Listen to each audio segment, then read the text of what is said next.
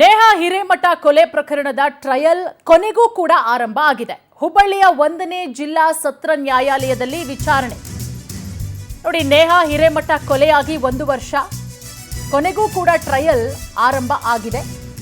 ಹುಬ್ಬಳ್ಳಿಯ 1ನೇ ಜಿಲ್ಲಾ ಸತ್ರ ನ್ಯಾಯಾಲಯದಲ್ಲಿ ವಿಚಾರಣೆ. ನ್ಯಾಯಾಧೀಶರಾದ ಪರಮೇಶ್ವರ್ ಪ್ರಸನ್ನ ಪೀಠದಲ್ಲಿ ವಿಚಾರಣೆ. ಕೊಲೆ ನಡೆದು 1 ವರ್ಷ 10 ದಿನಗಳ ಬಳಿಕ ಟ್ರಯಲ್ ಆರಂಭ ಆಗಿದೆ. ಬಿಬಿಬಿ ಕಾಲೇಜಿನ ಆವರಣದಲ್ಲಿ ಹಾಡಹಗಲೇ ನಡೆದಿದ್ದ ನೇಹಾ ಹತ್ಯೆ, ದೇಶಾದ್ಯಂತ ದೊಡ್ಡ ಮಟ್ಟದಲ್ಲಿ ಸುದ್ದಿ ಮಾಡಿದ್ದಂತಹ ನೇಹಾ ಹಿರೇಮಠ ಕೊಲೆ ಪ್ರಕರಣ, ಸಾಕ್ಷಿಗಳ FDT ಆರಂಭ, ಅಂದ್ರೆ ಫಿಕ್ಸೆಡ್ ಡೇಟ್ ಆಫ್ ಟ್ರಯಲ್. ಈಗಾಗಲೇ 483 ಪುಟಗಳ ದೋಷಾರೋಪ ಪಟ್ಟಿಯನ್ನ ಕೂಡ ಸಲ್ಲಿಕೆ ಮಾಡಿದೆ ಸಿಐಡಿ. ನೇಹಾ ಹಿರೇಮಠ ಪರ ವಕೀಲ ಮಹೇಶ್ ವೈದ್ಯರಿಂದ ವಾದ ಮಂಡನೆ. ಆರೋಪಿ ಫಯಾಜ್ ಪರ ಯಾವ ವಕೀಲರು ಕೂಡ ಕೇಸನ್ನ ತೆಗೆದುಕೊಂಡಿಲ್ಲ. ಹುಬ್ಬಳ್ಳಿ ತಾಲೂಕು ಕಾನೂನು ಸೇವಾ ಸಮಿತಿಯಿಂದ ವಕೀಲರ ನೇಮಕ. ಆರೋಪಿ ಪರ ವಕೀಲರಾದ ZR ಮುಲ್ಲಾರಿಂದ ವಾದ ಮಂಡನೆ. ಮೇ 5ಕ್ಕೆ ಈಗ ಕೋರ್ಟು ವಿಚಾರಣೆಯನ್ನ ಮುಂದೂಡಿದೆ. ಅಂದಿನಿಂದಲೇ ಟ್ರಯಲ್ ಕೂಡ ಆರಂಭ ಆಗತ್ತೆ. ಟ್ರಯಲ್ ಸ್ಟಾರ್ಟ್ ಆಗಿದೆ.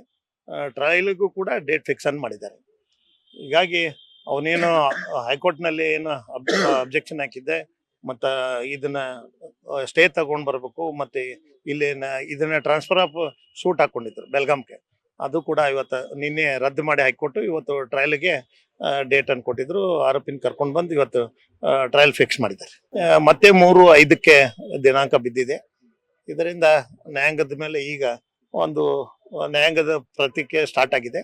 ಇದರಿಂದ ನ್ಯಾಯಾಂಗ ನಮಗೆ ನ್ಯಾಯ ಕೊಡಿಸ್ತೈತೆ ಅನ್ನೋ ಭರವಸೆ ಮೂಡ್ತಾ ಇದೆ. ಈಗಾಗಲೇ ಸ್ಪೆಷಲ್ PP ಕೇಳಿದ್ವಿ, ಸ್ಪೆಷಲ್ PP ಕೊಟ್ಟಿದ್ದಾರೆ. ಬಟ್ ತ್ವರಿತಗತಿಯಲ್ಲಿ ಹೈಕೋರ್ಟ್ ಇದು ಫಾಸ್ಟ್ ಟ್ರ್ಯಾಕ್ ಕೋರ್ಟ್ ಕೂಡ ಕೊಡ್ತೀನಿ ಅಂತ ರಾಜ್ಯ ಸರ್ಕಾರ ಅನೌನ್ಸ್ ಮಾಡಿದ್ರು.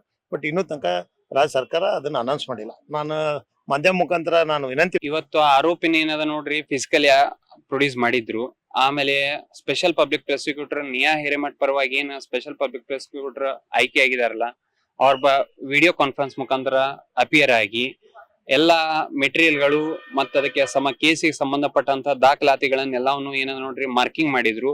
ಇದೇ ಬರುವ ಮುಂದಿನ ತಿಂಗಳ 3/5/25 ಏನ ನೋಡ್ರಿ ಅವತ್ತಿಂದ ಟ್ರಯಲ್ ಪ್ರಾರಂಭ ಮಾಡ್ತಾರೆ. ಆಮೇಲೆ ಅಕ್ಯೂಸ್ಡ್ ಪರವಾಗಿ ಏನದ ನೋಡ್ರಿ ತಾಲೂಕಾ ಲೀಗಲ್ ಸೇವಾ ಆಯೋಗದಿಂದ ಏನಿದೆ ನೋಡ್ರಿ ಕೋರ್ಟ್ ಒಬ್ಬರು ವಕೀಲರನ್ನ ನೇಮಕ ಮಾಡಿದ್ರು, SS ಪಾಟೀಲ್ ಅನ್ನೋರಿಗೆ.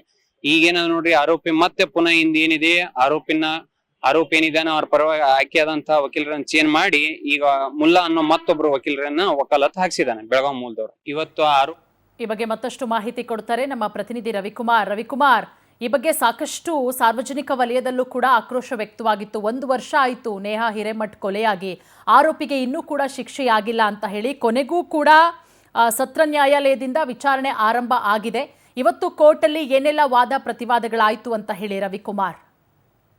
ಪೂರ್ಣಿಮಾ, ಪ್ರಮುಖವಾಗಿ ಈ ಇಡೀ ರಾಜ್ಯ ಮತ್ತು ದೇಶವನ್ನೇ ಬೆಚ್ಚಿ ಬೀಳಿಸಿದಂತಹ ಹುಬ್ಬಳ್ಳಿಯ ನೇಹಾ ಹಿರೇಮಠ ಅವರ ಕೊಲೆ ಪ್ರಕರಣದ ತನಿಖೆ 1 ವರ್ಷದ ನಂತರ ಟ್ರಯಲ್ ತನಿಖೆ ಇವತ್ತು ಆರಂಭವಾಗಿದೆ. ಇಂದಿನಿಂದ ಇವತ್ತು ಈ ತನಿಖೆ 1ನೇ ಹೆಚ್ಚುವರಿ ನ್ಯಾಯಾಲಯದಲ್ಲಿ ಈ ಟ್ರಯಲ್ ಅಂದ್ರೆ ಪ್ರಕರಣದ ಟ್ರಯಲ್ ತನಿಖೆ ಆರಂಭವಾಗಿದ್ದು, ಇವತ್ತು ಆರೋಪಿಯನ್ನ ಫಿಸಿಕಲ್ ಆಗಿ ಆ ನ್ಯಾಯಾಲಯದ ಮುಂದೆ ಹಾಜರು ಮಾಡಿದರು.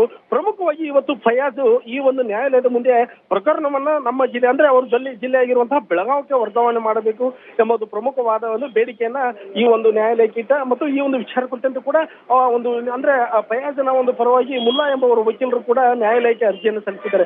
ಇದರ ಜೊತೆಯಲ್ಲಿ ಕೂಡ ಟ್ರಯಲ್ ಕೂಡ ಇಂದಿನಿಂದ ಆರಂಭವಾಗುತ್ತದೆ ಎಂಬ ಉದ್ದೇಶ ಇಟ್ಟುಕೊಂಡು ಆ ಫಯಾಜ್ನನ್ನ ನ್ಯಾಯಾಲಯಕ್ಕೆ ಬರಮಾಡಿಕೊಳ್ಳಲಾಗಿತ್ತು.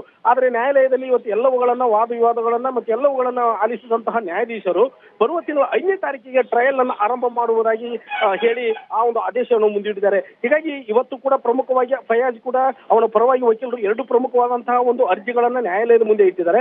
ಇತ್ತ ಈ 1 ವರ್ಷದ ನಂತರ ಈ ಪ್ರಕರಣದ ತನಿಖೆ ಆರಂಭವಾಗಿದ್ದು, ಇವೆಲ್ಲವುಗಳ ನಡುವೆ ಫಾಸ್ಟ್ ಟ್ರ್ಯಾಕ್ ಕೋರ್ಟ್ ಅಂದ್ರೆ ತೀವ್ರವಾದ ವಿಚಾರಣೆಯನ್ನ ಮಾಡಿ 1 ವರ್ಷದ ಒಳಗಾಗಿ ಈ ಪ್ರಕರಣವನ್ನ. ಥ್ಯಾಂಕ್ ಯು ತಮ್ಮೆಲ್ಲ ಮಾಹಿತಿಗಾಗಿ.